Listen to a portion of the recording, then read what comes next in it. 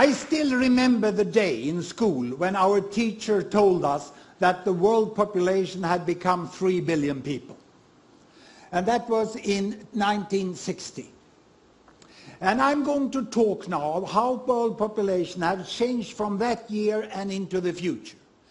But I will not use digital technology as I've done during my first 5 TED Talks. Instead, I have progressed, and I am today launching a brand new analog teaching technology that I picked up from IKEA.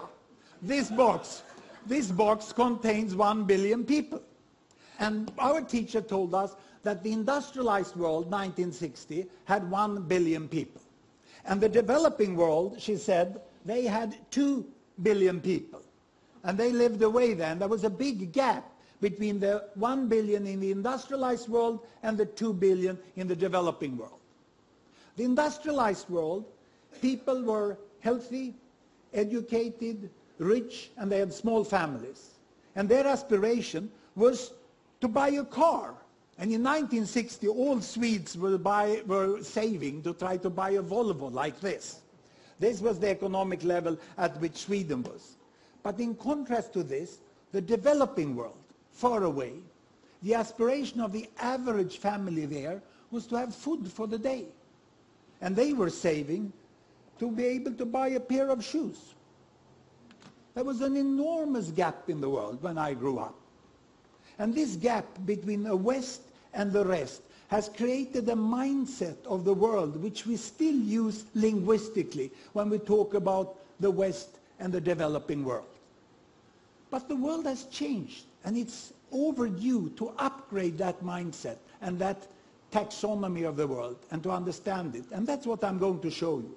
Because since 1960, what has happened in the world up to 2010 is that a staggering 4 billion people have been added to the world population. Just look how many. The world population has doubled since I went to school. And of course there has been economic growth in the West.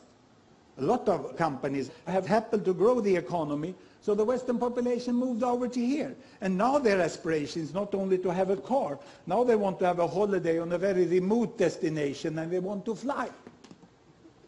So this is where they are today. And the most successful of the developing countries here, they have moved on, you know, and they have become emerging economies, we call them. And they are now buying cars.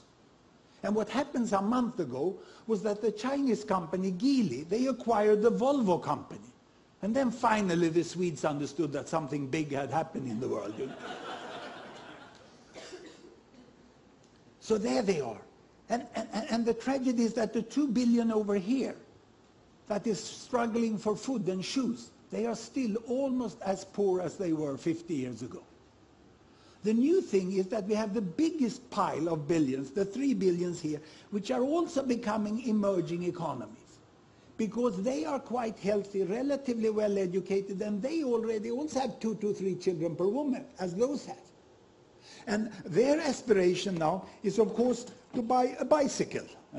And then later on they would like to have a motorbike also. But this is the world we have today. No longer any gap. But the distance from the poorest here, the very poorest, to the very richest over here, is wider than ever. But there is a continuous world from walking, biking, driving, flying. There are people on all levels, and most people tend to be somewhere in the middle. This is the new world we have today in 2010. And what will happen in the future? Well, I'm going to project into 2050. I was in Shanghai recently, and I listened to what's happening in China, and it's pretty sure that they will catch up, just as Japan did. All the projections. This one will grow with 1 to 2 or 3%, and this grows with 7, 8, and then they will land up here. They will start flying. And these lower middle income countries, the emerging economies, they will also forge forwards economically. And if, but only if, we invest in the right green technology so that we can avoid severe climate change and energy can still be relatively cheap, then they will move all the way up here. and they will start to buy electric cars, isn't it? This is what we will find there. So what about the poorest 2 billion? What about the poorest 2 billion here? Will they move on? Well, here population comes in, because there we already have 2 to 3 children per woman. Family planning is widely used, and population growth is coming to an end. Here population is growing. So these 2 billions will in the next decades increase to 3 billions, and then will thereafter increase to 4 billions. There is nothing but the nuclear war of a kind we've never seen that can stop this from happening, because we already have this in process.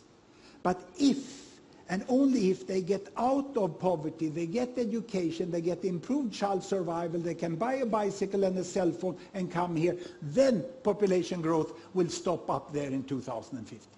We cannot have people on this level looking for food and shoes, because then we get continued population growth.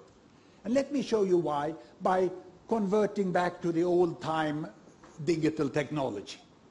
Here I have on the screen my country bubbles. Every bubble is a country, the size is population, the colors show the continent. The yellow one there is the Americas, dark blue is Africa, brown is Europe, green is Middle East, and this light blue is South Asia, that's India, and this is China. Size is population. Here I have children per woman. 2 children, 4 children, 6 children, 8 children. Big families, small families. The year is 1960, and down here child survival. The percentage of children surviving childhood up to starting school. 60%, 70%, 80%, 90%, and almost 100%, as we have today in the wealthiest and healthiest countries.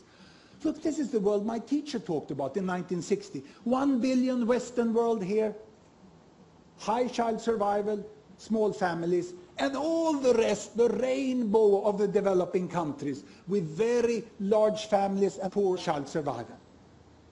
What has happened? I start the world. Here we go. Can you see? As the year passed by, child survival is increasing. They get soap, hygiene, education, vaccination, penicillin, and then family planning. Family size is decreasing. They get up to 90% of child survival, then family is decreasing. Also the Arab countries in the Middle East is falling down there. Look, Bangladesh catching up with India.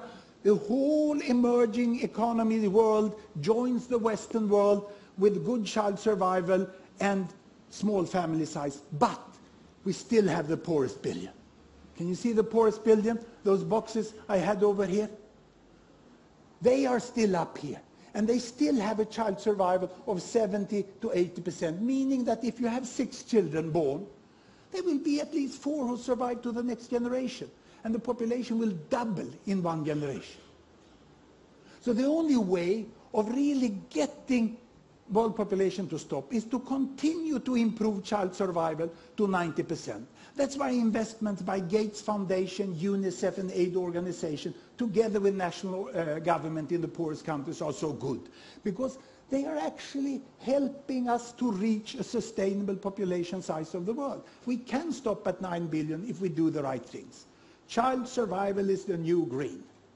It's only by child surviving that we will stop population growth. And will it happen? Well, I'm not an optimist. Neither am I a pessimist. I'm a very serious possibilist. It's a new category where we take emotion apart and we just work analytically with the world. It can be done.